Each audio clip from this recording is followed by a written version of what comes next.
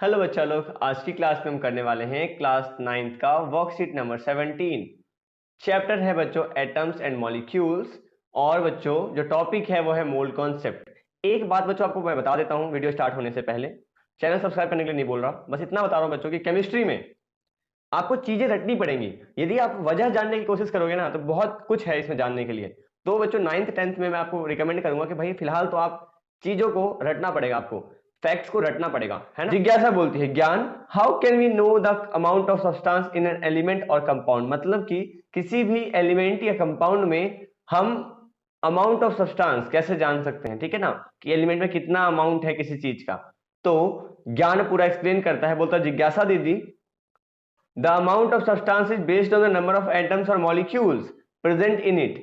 क्या है बच्चों की जो अमाउंट ऑफ सब्सटेंस है वो किस पे बेस्ड है, नंबर ऑफ एटम्स पे, मतलब कितने एटम्स या मॉलिक्यूल्स उसमें प्रेजेंट है। और हम डायरेक्टली फाइंड कर सकते हैं नंबर ऑफ एटम्स को और मॉलिक्यूल्स को, कैसे, from there chemical reaction equation. मतलब जो उनके केमिकल रिएक्शन की इक्वेशन होती है उसकी हेल्प से हम नंबर ऑफ एटम्स को फाइंड कर सकते हैं। फिर दे रखा है we have a new SI unit mole, there are 6.022 into 10 की पावर 23 पार्टिकल होते हैं किसी भी एक मोल में। किसी भी सब्सटेंस के एक मोल को यदि आप उठाओगे तो उसमें जो है कितने पार्टिकल्स होंगे, 6.022 इंटू 10 की पावर 23। यदि आप एक मोल उठाओगे H2O का तो उसके अंदर 6.022 इंटू 10 की पावर 23 मॉलिक्यूल्स होंगे, किस चीज के, H2O के।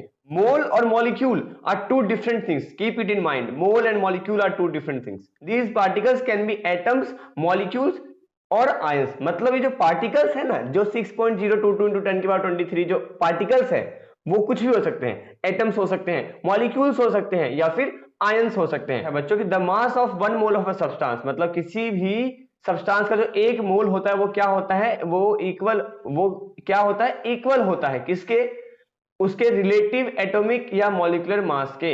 1 ग्राम H एटम्स यदि आप ले लोगे, हाइड्रोजन के एटम्स ले लोगे तो उसके अंदर इतने सारे एटम्स प्रेजेंट होंगे, कितने, 6.022 इंटू 10 की पावर 23। भावनाओं को समझो। मान लो कल को आपने क्या ले लिया, ऑक्सीजन, तो ऑक्सीजन का एटॉमिक मास कितना होता है, 16 होता है कि नहीं होता है, हाँ जी होता है। अब मतलब यदि आप 16 ग्राम ऑक्सीजन लोगे ना, 16 ग्राम यदि आप ऑक्सीजन लोगे तो उसके अंदर में 6.022 इंटू 10 की पावर 23 ऑक्सीजन एटम्स प्रेजेंट होंगे। अगर the mass of one mole of a substance क्या है, इक्वल है किसके, रिलेटिव एटॉमिक मास या मॉलिक्यूलर मास के इक्वल है। समझ रहे हो बात को। वन क्यों आया भाई, यहां वन क्यों आया, यहां वन इसलिए आया क्योंकि यार H एटम्स का मास कितना है, 1 ग्राम ही तो है। जब आप 14 ग्राम नाइट्रोजन एटम्स लोगे ना तो पता क्या होगा, 6.022 इंटू 10 की पावर 23 एटम्स किस चीज के, नाइट्रोजन एटम्स के प्रेजेंट होंगे उसके अंदर। भावनाओं को समझो यार, ये चैप्टर ऐसा है ना कि आपको दिमाग लगाना पड़ेगा। आगे बढ़ते हैं बच्चों, मोल कॉन्सेप्ट पे क्वेश्चंस देखते हैं, ध्यान से समझने की कोशिश करते हैं। 1 mole of a substance is equal to what, 6.022 into 10 की पावर 23, मतलब इतने जो है उसके अंदर पार्टिकल्स होंगे। किसी भी सब्सटेंस के एक मोल में इतने पार्टिकल्स प्रेजेंट होंगे। एक मोल एटम्स बराबर है 6.022 इंटू 10 की पावर 23 एटम्स। मतलब किसी एटम का यदि हम एक मोल लेंगे तो उसके अंदर इतने सारे एटम्स होंगे। अच्छा मान लो किसी मॉलिक्यूल का एक मोल ले लिया तो क्या होगा, तो भाई सिंपल सी बात है, 6.022 इंटू 10 की पावर 23 मॉलिक्यूल्स प्रेजेंट होंगे। Mass of one mole, the mass of one mole of a substance is always fixed. मतलब हर सब्सटेंस के एक मोल का वजन अलग अलग है परंतु वो क्या है, फिक्स है। बहुत अच्छी बात। मान लो आपने ऑक्सीजन लिया और मान लो आपने नाइट्रोजन लिया, तो ऑक्सीजन के एक मोल का वजन कुछ और होगा और नाइट्रोजन के एक मोल का वजन कुछ और होगा। अच्छा जी, बताया ना कि जो एक मोल ऑफ सब्सटेंस होगा वो क्या होगा, इक्वल होगा किस चीज के, उनके रिलेटिव एटॉमिक या फिर मॉलिक्यूलर मास के। भैया ये दो चीज क्यों लिखी, अरे बच्चों मान लो एटम के मोल की बात कर रहे हैं तो भाई वो एटॉमिक मास निकालेंगे वहां पे, और यदि मान लो मॉलिक्यूल के मोल की बात कर रहे हैं तो क्या निकालेंगे, हाँ जी मॉलिक्यूलर मास निकालेंगे। Mass of one mole of atom जो है इक्वल होगा किस चीज के, उनके एटॉमिक मास के, और वो किस चीज में होगा, ग्राम में होगा। किस चीज में होगा, ग्राम में। एग्जाम्पल देखते हैं बच्चों, यहां बोला है एक मोल है ऑक्सीजन का, ठीक है, क्या है, एक मोल है ऑक्सीजन का, उसमें कितने मॉलिक्यूल्स होंगे, 6.022 इंटू 10 की पावर 23। भाई किस चीज के, अरे बच्चों O2 के, किसके, O2 के, किसके, O2 के, है ना।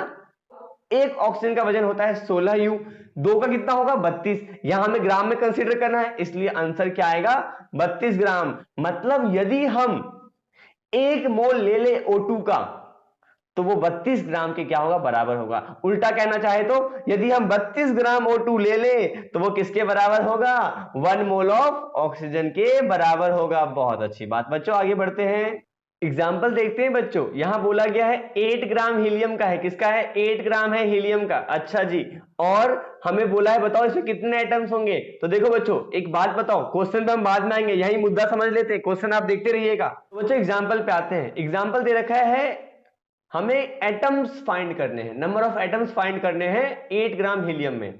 तो बच्चों क्वेश्चन की लैंग्वेज में बाद में आएंगे, पहले समझ लो यहीं पे क्या मतलब है इसका।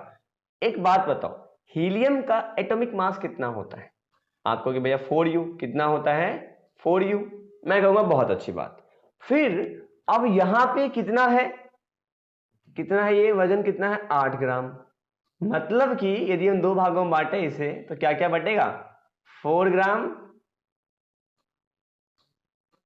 4U और 4U।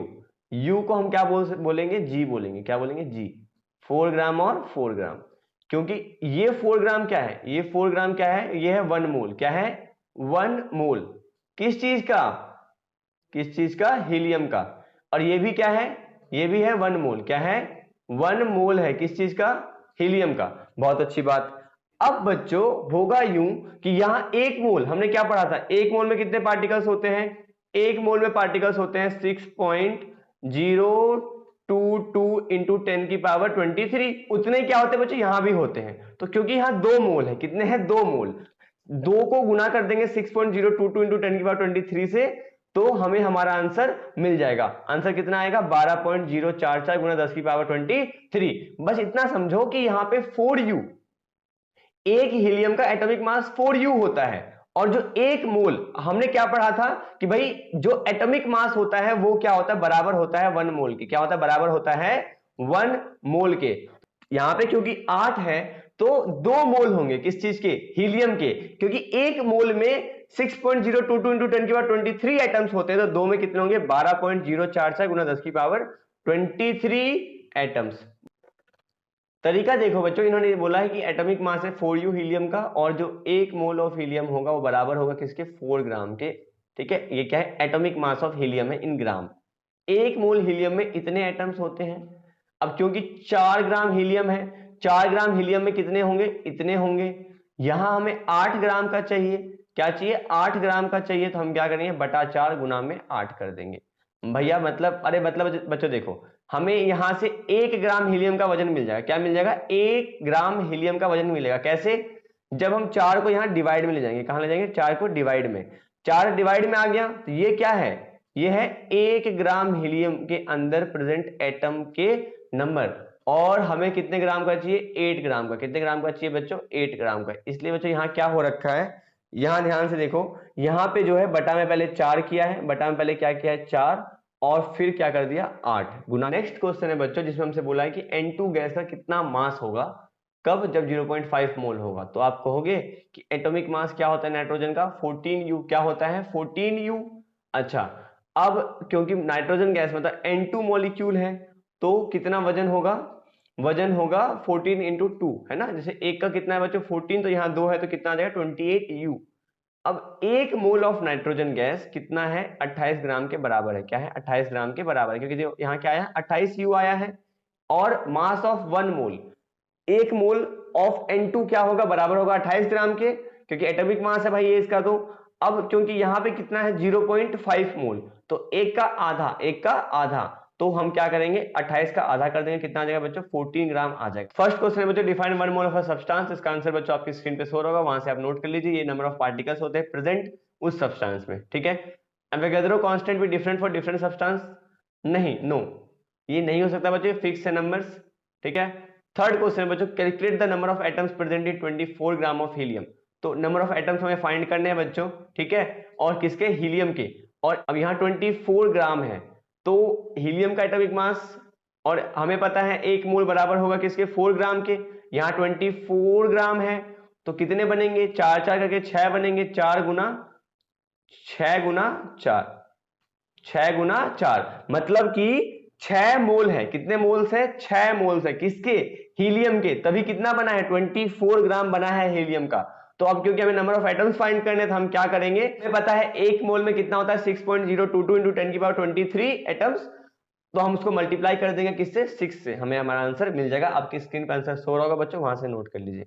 Number of atoms find करना है हमें 0.5 मोल्स ऑफ नाइट्रोजन। यहाँ N2 था, यहाँ क्या था बच्चों? N2। यहाँ हमें क्या चाहिए? नाइट्रोजन का चाहिए। तो हम क्या करेंगे बच्चों? हम बोलेंगे कि भाई हमें पता है एक मोल बराबर किसके होता है? 14 ग्राम के। किसके होता है?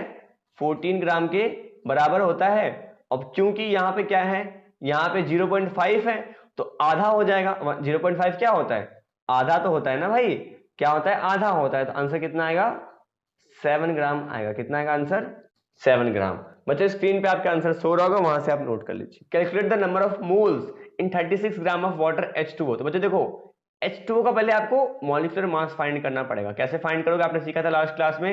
एक हाइड्रोजन का वजन होगा 1 गुना में 2, है ना। एक का 1 और 2 है तो 2, प्लस में बच्चों ऑक्सीजन का होता है 16, तो 16 प्लस 2 कितना आ गया? 18। कितना आ गया? 18। एक मोल H2O का बराबर होगा 18 ग्राम के।